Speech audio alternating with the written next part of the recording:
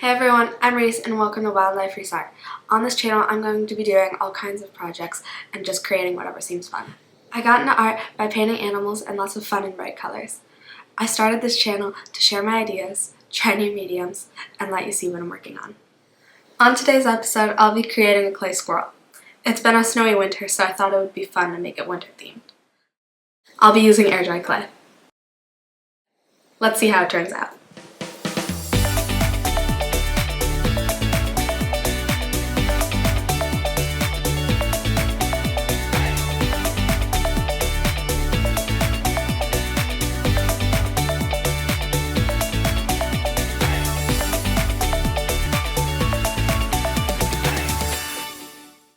First things first, I'm going to be needing to get the side profile and the front profile. It's a snowman, but a squirrel stuck in a snowman. Yeah, see? There's the ear and the eye. Kind of looks demonic. Jeez. Okay. Pitch black eye. That's fine. It's just a sketch, so no need to worry. And I gave him a hat in this, which you will later see does not happen. I was thinking about giving him stick arms, but I thought that would look a little strange. And then he's got an acorn, because there's no point in making a squirrel if you're not giving it an acorn. This is where I realized that I have no idea how to shape the face, so I gotta figure that out. Now it's cute. Now it's adorable. Look it. That will be the face. And I figured it out. And here is where I start making the head. See, but I do need it to have like the chubby cheeks and the like dome head, you know? This takes some real skill to keep the head in the head shape.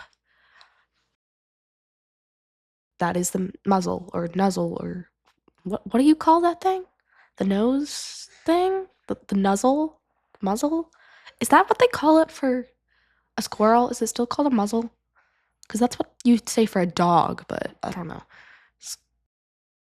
What is that ear? What did I do there? Jeez. Okay, see, I fixed that. I need the little tufts at the tip of the ear. You know those, like, what are they called? Like fox squirrels? I think they're called fox squirrels. I don't know. But they have the little ear tuft things, and I think those are just adorable. With the little, like, there's like a point with the fluffies at the top. Whatever, they're cute. Here we just have normal squirrels. And I am going to bring out my instruments of destruction.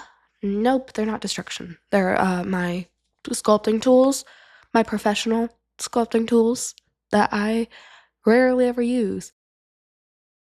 And then I try to use that thing, but then I soon realize that is only for good clay. And this is not bad clay, it's just not professional clay. Okay, this is kids clay. But that's okay. That's all right. Because I tried fancy clay and I didn't like how it felt on my hands. And I started using this clay because it is a lot easier and it doesn't get my hands dirty. But it does take very, very long to dry.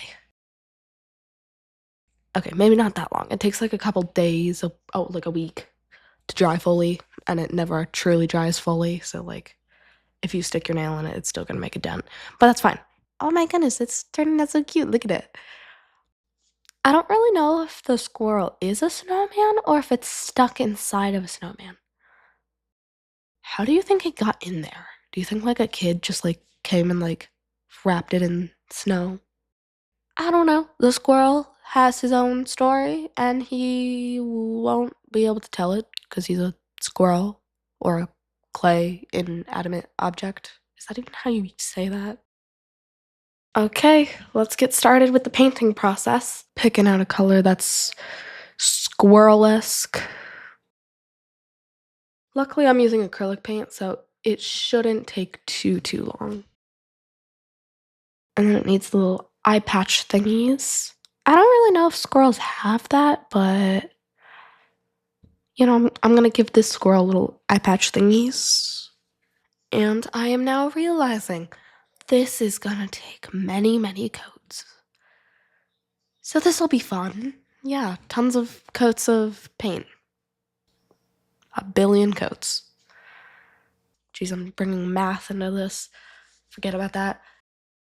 And this is the moment where everything goes as planned. The tail fell off. But that's a-okay. Everything's fine because now it is 1,000 times easier to paint. Actually, I wish I had just broken off the tail to begin with. And I am making the most of this. The tail is being painted by itself.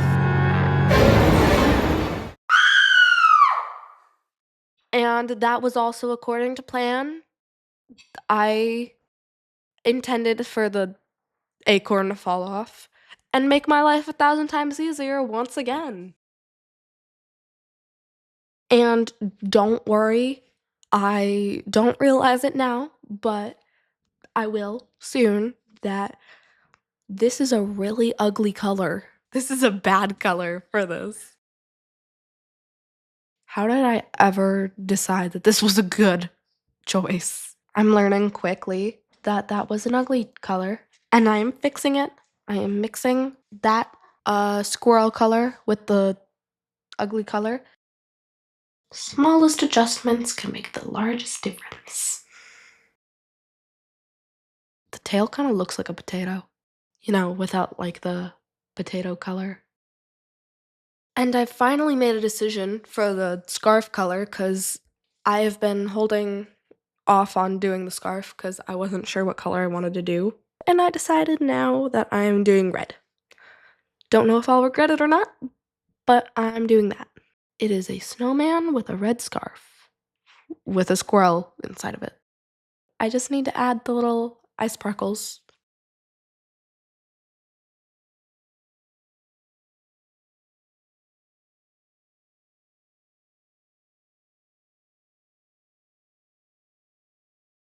Look at that. That is 1,000 times cuter, and now it doesn't look possessed. I don't really know. I probably should have looked up what acorn colors are, because I know, but I don't know. I don't really see acorns all that often.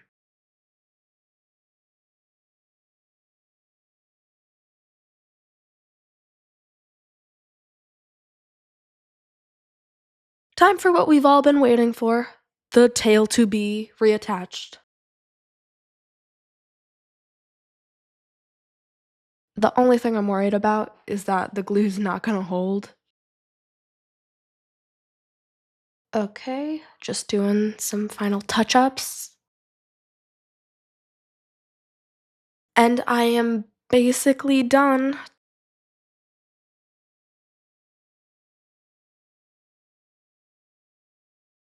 That the squirrel is done.